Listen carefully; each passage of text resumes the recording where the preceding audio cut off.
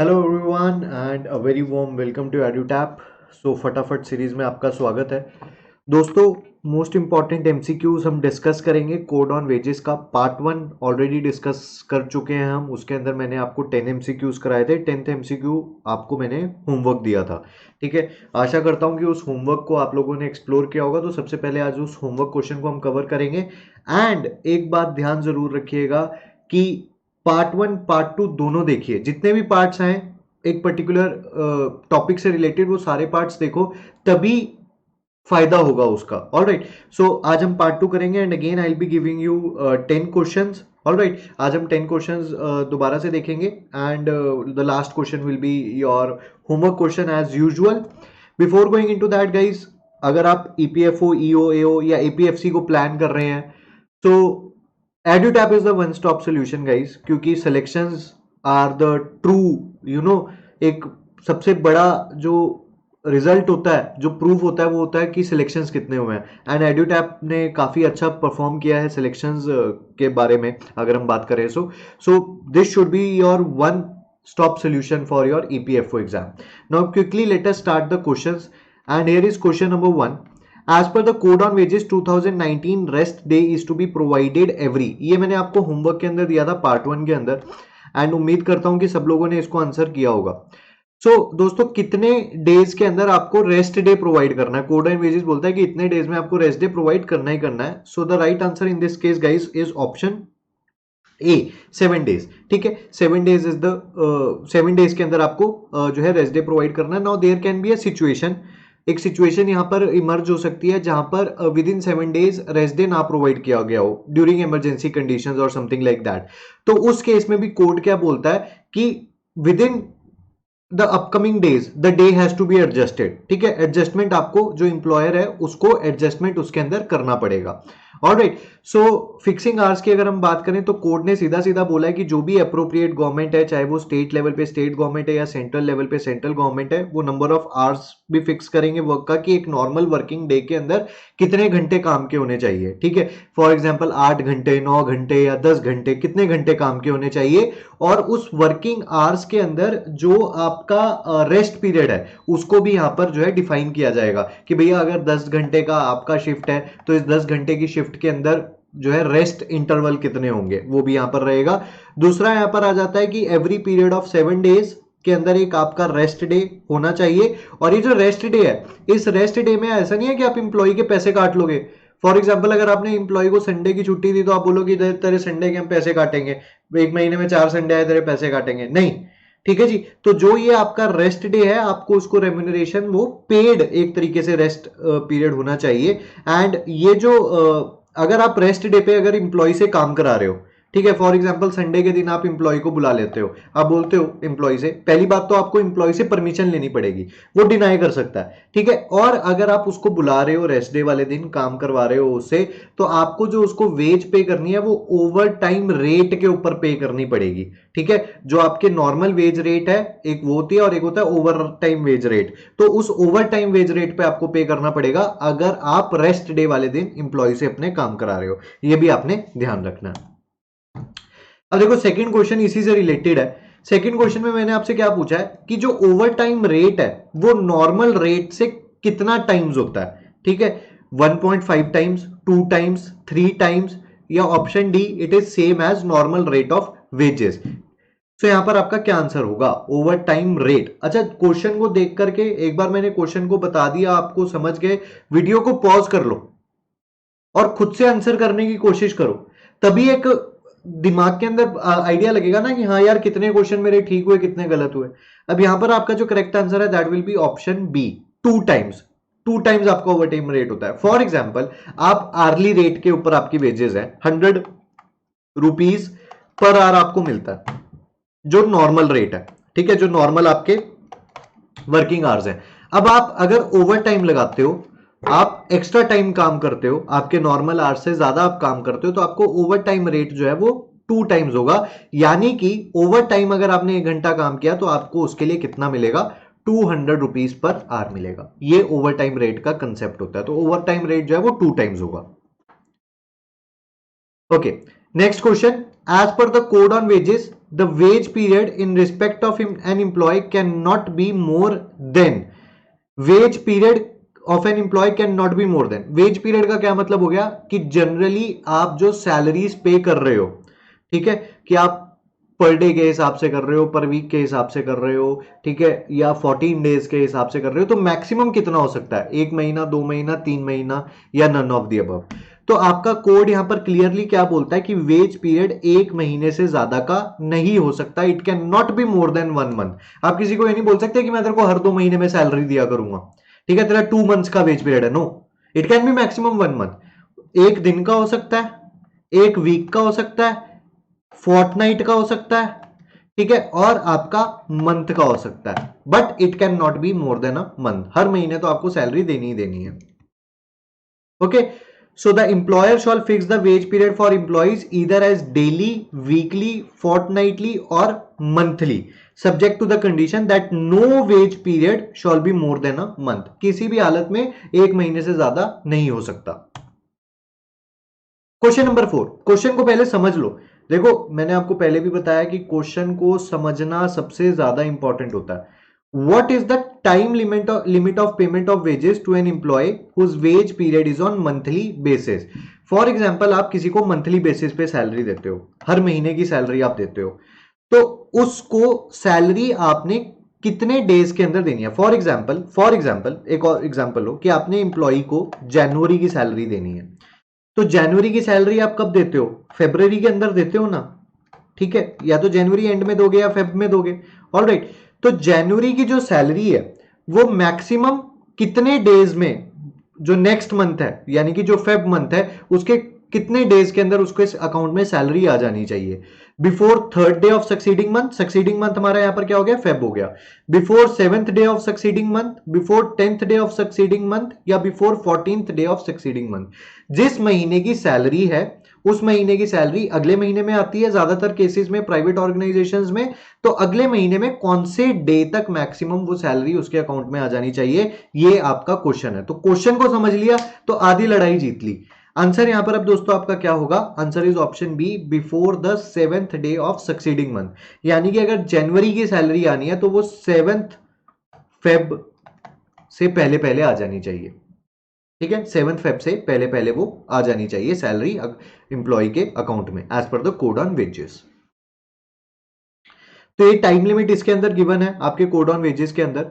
तो देखो अगर डेली बेसिस पे आप अपने एम्प्लॉय को पे करते हो तो जैसे ही उसकी शिफ्ट खत्म होगी आपको उसके वेजेस पे करने हैं। अगर आप सैलरी वीकली बेसिस पे देते हो तो जो लास्ट वर्किंग डे था वीक का, ठीक है, या वीकली हॉलीडे से पहले आपको देना है, यानी कि जो लास्ट वर्किंग डे होगा वीक का आपको उसमें उसका सैलरी पे कर देना है। फोर्टनाइटली बेसिस पे यानी कि हाफ मंथली बेसिस पे अगर आप सैलरी दे रहे हो before the end of second day after the end of fortnight, तो जब आपका 14 डेज का पीरियड खत्म हो जाता है उसके बाद सेकंड डे एंड होने से पहले पहले, ओके, और मंथली बेसिस पे है तो before the expiry of 7th day of the succeeding month. Okay, तो इस तरीके से यूपीएससी क्या है ना, बड़ा क्लेवरली सवाल पूछता है, ठीक है। यूपीएससी के लिए मिसकंसेप्शन नहीं रखना है कि वो सवाल सिर्फ और सिर्फ कुछ पर्टिकुलर एरियाज में से पूछेगा, क्वेश्चन बनना चाहिए, एंड वहीं पर अल्टीमेटली बच्चे मार खाते हैं। Fifth question, as per the code on wages 2019 the deductions can not be more than what percentage of total wages. जो बेसिकली यहां पर डिडक्शंस कौन सी बात हो रही है, जो इंप्लॉयर डिडक्शन करता है, डन बाय इंप्लॉयर, ठीक है, from the salary of employee. Employer बहुत सारी डिडक्शंस करता है, जैसे फॉर एग्जांपल एक डिडक्शन होती है tax deducted on source, TDS, ठीक है, या इंप्लॉय की जो प्रोविडेंट फंड के अंदर कंट्रीब्यूशन है वो भी इंप्लॉयर उसके वेजेस में से डिडक्ट कर लेता है, तो उनको डिडक्शंस बोलते हैं। तो ये टोटल वेजेस से कितना परसेंट मैक्सिमम हो सकता है, option A is 25%, B 40, C 50, D 60। The right answer guys here is option C 50%। ज्यादा से ज्यादा कितना हो सकता है, 50%। यानी कि फॉर एग्जांपल अगर किसी इंप्लॉय की सैलरी 100 रुपए है तो इसमें से मैक्सिमम कितना इंप्लॉयर डिडक्ट कर सकता है, 50%, दैट इज 50 रुपीज। इससे ज्यादा डिडक्शन नहीं कर सकता एक वेज पीरियड के अंदर। Okay, so the total amount of deduction in any wage period from the wages of an employee shall not exceed 50% of such wages. ये 50% याद रखेंगे आप। Next question, the total amount of fine that can be impose on an employee should not be more than -% of the wages of the employee. Fines की बहुत सारी situations होती हैं जहां पर इंप्लॉयर अपने एम्प्लॉय के ऊपर फाइन लगा सकता है। तो ये फाइन का जो अमाउंट है ये टोटल वेजेस का मैक्सिमम कितना परसेंट हो सकता है। पिछला क्वेश्चन क्या था, deductions. Deductions are a different thing. Deduction statutory deductions भी होती हैं, ठीक है, जैसे टैक्स वाला। पेनल्टी अलग हो गया, फाइन एक अलग चीज हो गई, है ना, फाइन का कंसेप्ट अलग हो गया। तो फाइन मैक्सिमम कितना परसेंट हो सकता है? Option A is 1%, B is 3%, C 5 and D 7। तो यहां पर दोस्तों आपका क्या आंसर होगा? यहां पर आपका आंसर होगा ऑप्शन बी 3%, ठीक है, 3% हो जाएगा। तो दोनों चीजों में कंफ्यूज नहीं होना। डिडक्शन जो है, डिडक्शन इज नॉट डन कि इंप्लॉय ने कुछ गलत कर दिया। फाइन होता है जहां पर इंप्लॉय की कोई गलती है और उस गलती के लिए उसको पैनलाइज किया जा रहा है। दोनों चीजें अलग हैं, कंफ्यूज मत होना इसमें। तो अगर फॉर एग्जांपल 100 रुपए एक इंप्लॉय की सैलरी है तो आप मैक्सिमम फाइन उसके ऊपर कितना लगा सकते हो? 3 रुपए का, उससे ज्यादा नहीं। ओके, सो फाइन के लिए कुछ कंडीशंस हैं यहां पर। सबसे पहले तो फाइन सिर्फ उन चीजों के लिए लगाया जा सकता है, इंप्लॉयर सिर्फ उन एक्ट्स के लिए इंप्लॉय के फाइन लगा सकता है जो सरकार के प्रीवियस अप्रूवल जिनके लिए मिला हो, कि हाँ जी इस एक्ट के लिए आप फाइन लगा सकते हो। इंप्लॉयर ऐसा नहीं है कि कल को उठे चलो फाइन लगाते हैं, आज इंप्लॉय ने एक गिलास ज्यादा पानी पी लिया उसके ऊपर फाइन लगा दो, ऐसा नहीं हो सकता। सरकार अप्रूवल देगी और सरकार के अप्रूवल के बाद जो आइटम्स आएंगी कि हाँ जी आप इन इन आइटम्स के ऊपर फाइन लगा सकते हो, वहीं पर आप फाइन लगा सकते हो। और जिन भी एक्ट्स के ऊपर, जिन भी चीजों के ऊपर फाइन लगेगा वो आपको अपने प्रीमाइसिस के अंदर उनको प्रॉपरली हाईलाइट करना, ताकि इंप्लॉय को उसकी कंप्लीट इंफॉर्मेशन हो कि हाँ जी इस चीज का फाइन मुझे लग जाएगा। फाइन लगाने से पहले इंप्लॉय को अपॉर्चुनिटी देनी होगी कि भाई हम तेरे पे फाइन लगाने जा रहे हैं, हमारे हिसाब से तूने ये गलत किया है, कम एंड प्रूव अस कि तूने ऐसा नहीं किया। एंड फाइनल पॉइंट क्या है कि जो टोटल अमाउंट ऑफ फाइन है वो उसके वेजेस से 3% से ज्यादा नहीं हो सकता। Seventh question, employer can not impose fine on an employee under the age of. किस एज से नीचे अगर कोई इंप्लॉय है तो उसके ऊपर किसी भी तरह का फाइन इंपोज नहीं किया जा सकता। Option A 14 years, B 15 years, C 18 years and D is 21 years. तो यहां पर आपका सही जवाब क्या होगा दोस्तों? The right answer is option B 15 years. अगर 15 साल से छोटी उम्र का कोई इंप्लॉय है तो उसके ऊपर इंप्लॉयर फाइन इंपोज नहीं कर सकता है। Next question, as per the code on wages 2019 minimum bonus should be what percent of the wages of the employee? minimum bonus, minimum कितना बोनस आपको एज ए एम्प्लॉयर अपने एम्प्लॉय को देना होगा, जो उसका परसेंटेज ऑफ वेजेस में हम कैलकुलेट करते हैं। Option A 5 and 1/3%, B 8 and 1/3%, C 10 and 1/3% and D is 12 and 1/3%. So what will be the right answer guys over here? The right answer here is option B 8 and 1/3%। ठीक है, ये minimum bonus होता है। तो for example again अगर 100 रुपए किसी की सैलरी है तो उसका मिनिमम बोनस आप कैसे कैलकुलेट कर दोगे? इंटू 8 1/3%। ओके, सो ये उसका मिनिमम बोनस का कैलकुलेशन हो जाएगा। Next question, consider the following: fraud, theft, charge of sexual harassment. ठीक है जी, 3 चीजें आपको गिवन है एंड पूछ रहा है कि as per the code on wages on which among the following grounds the employee becomes disqualified for bonus. की कौन से ग्राउंड के ऊपर एम्प्लॉय जो है बोनस के लिए डिसक्वालीफाई हो जाएगा। Option A 1 2 and 3, B 3 only, C 2 and 3 and D is 1 and 3। What will be the right answer in this case? वैसे तो बड़ा इजी सा क्वेश्चन ये बन गया है, क्योंकि अगर आप थोड़ा सा भी दिमाग लगाओ तो हाँ यार आप बोलोगे कि फ्रॉड, थेफ्ट, सेक्सुअल हरासमेंट दोनों तीनों ही गलत काम है। तो अल्टीमेटली आंसर यहां पर क्या हो जाएगा? Option A 1 2 and 3। तो देखो, अगर वैसे तो कोई इंप्लॉई है वो ऑर्गेनाइजेशन को छोड़ जाता है, उसने ऑर्गेनाइजेशन में से रिजाइन कर दिया या वो रिटायर हो गया, ठीक है, या उसको रिट्रेंच कर दिया क्योंकि वर्कफोर्स को कम किया जा रहा है, तो उस केस में भी जो उसका पिछला बोनस बनेगा ना, जितना टाइम उसने काम किया है वो बोनस आपको देना पड़ेगा। लेकिन सर्टेन केसेस ऐसे होते हैं जहां पर इंप्लॉय को डिसमिस किया जाए उसकी सर्विस से, जैसे कि अगर उसने फ्रॉड पकड़ा गया कोई, उसके लिए उसको निकाल दिया, या उसका वायलेंट बिहेवियर था, ठीक है, लड़ाई करता था, इस्टेब्लिशमेंट के प्रीमाइसिस पे दंगे करता था, लोगों को भड़काता था, चोरी चकारी या इस्टेब्लिशमेंट की जो प्रॉपर्टी है उसको डैमेज करना, सेक्सुअल हैरासमेंट में कन्विक्शन हो गया है, तो उस केस में अगर आपने उसको डिसमिस किया है तो जो उसका पिछले टाइम का भी बोनस है वो भी आप उसको डिनाई कर सकते हो कि नहीं भैया आपको बोनस नहीं मिलेगा। Okay, now it is the turn off the homework question guys for this lecture. From the close of accounting year, in how much time the bonus has to be credited to the account of employee as per the code on wages 2019। अब देखो accounting year हमारा कैसे चलता है, अप्रैल से मार्च तक चलता है, 1 अप्रैल से 31 मार्च तक चलता है। नाउ फॉर एग्जांपल 2020-22-23 ये फाइनेंशियल ईयर था, ये अकाउंटिंग ईयर था। अब इस अकाउंटिंग ईयर का जो बोनस होगा ये कितने टाइम के अंदर, ये जो 2022-23 का जो बोनस होगा ये कितने टाइम के अंदर इंप्लॉय को पे हो जाना चाहिए, 3 मंथ्स, 6 मंथ्स, 8 मंथ्स या 12 मंथ्स, ये आपको बताना है। ये आपका होमवर्क है, कमेंट में आप जरूर बताएं कि हाँ जी इसका क्या करेक्ट आंसर होगा, एंड फिर हम इसको नेक्स्ट लेक्चर के अंदर डिस्कस कर लेंगे। ओके,